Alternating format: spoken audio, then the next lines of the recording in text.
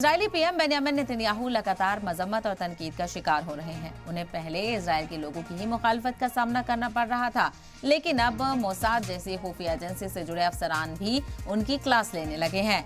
Israeli जासूसी agency की एक साबिक चीफ ने मुखालफत जाहिर करते हुए कहा है कि नेतन्याहू हमास को हराने में नाकाम रहे हैं, इसीलिए उन्हें इस्तीफा देना चाहिए। एफ्रेम हेलेवी ने 2002 तक 4 बरसों तक मोसाद चीफ के तौर पर काम किया है। हेलेवी ने कहा है कि 7 अक्टूबर को जंग छिड़ने के बाद से उन्होंने कई बार मोसाद के डायरेक्टर से मिलने की कोशिश की, लेकिन कोई फायदा नहीं हुआ। हेलेवी ने कहा कि इजरायली यरगमालियों को रिहा कराने का सौदा अटका हुआ है, क्योंकि सीनियर हमास लीडरान ने लड़ने की ताकत नहीं खोई है। हेलेवी ने कहा है कि नेतन्याहू की क़यादत को देखते हुए लगता है कि ये मुमकिन नहीं लगता है कि हमास सरेंडर करेगा या इजरायल उसे खत्म कर पाएगा।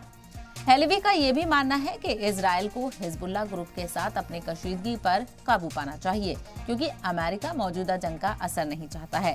साबिक इजरायली जासूस चीफ मानती है कि ईरान इजरायल के साथ जंग नहीं चाहता है, क्योंकि ईरान का मानना है कि इजरायल के साथ टकराव से यूएस के साथ जंग का खतरा हो सकता है। मोसाद के साथ हेलेवी का करियर 1961 में शुरू हुआ, जिसे मोसाद का गोल्डन पीरियड भी माना जाता है। जासूस चीफ के तौर पर अपने इक़्तिदार के दौरान हेलेवी ने सीधे नेतन्याहू को रिपोर्ट किया था। तो वहीं आपको बताते चले, क्या इजरायल के वज़ीर-ए-आज़म बेंयामिन नेतन्याहू अपने ही मुल्क के लिए सिरदर्द बन गए हैं? ये सवाल उनके सामने आने वाली कई परेशानियों की वजह से पैदा हुआ है, और इन दिक्कतों का इजरायल और रूस की तरफ से लड़ी जा रही जंग पर क्या असर पड़ रहा है, इन मुसीबतों की फहरिस्त काफी लंबी है। नेतन्याहू पर कई इल्जाम आयद हैं। उन्होंने अदालती सुधार को बेकार कर दिया है। मुल्क की रेटिंग भी गिरती जा रही है। इजरायल के हामी भी उसके खिलाफ हो रहे हैं। यहाँ तक कि वेस्ट में उनके दोस्त ही उन्हें छोड़ रहे हैं।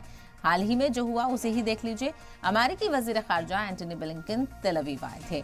उनके दौरे का मकसद जंग को बड़े पैमाने पर फैलने से रोकना था।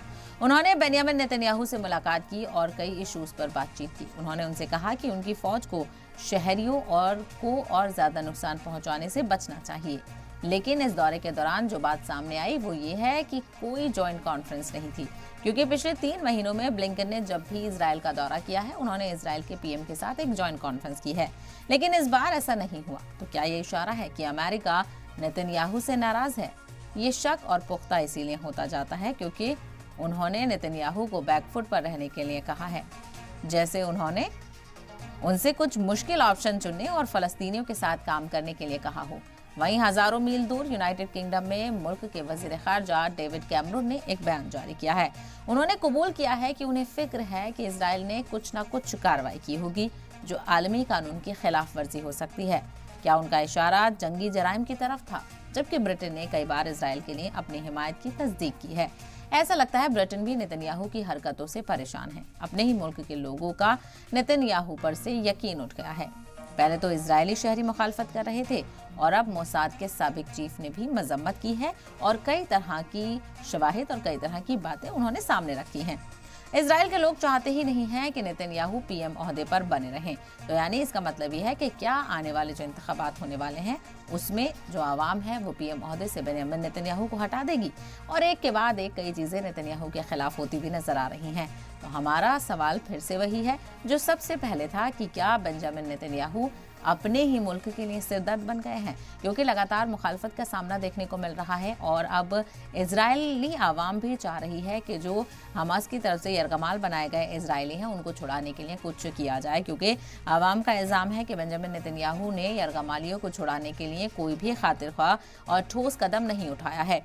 दूसरी तरफ 7 अक्टूबर को जो हमला हुआ था, हमास की तरफ से जो दरअंदाजी करके लोगों को उठाया गया था, वो भी एक बड़ा फेलियर माना जा रहा था, और जो हमले किए गए थे उनको भी ये कहा जा रहा था कि आखिर जो सबसे बड़ी एजेंसी है इजरायल की मोसाद, उसको इस बात की जानकारी क्यों नहीं मिली।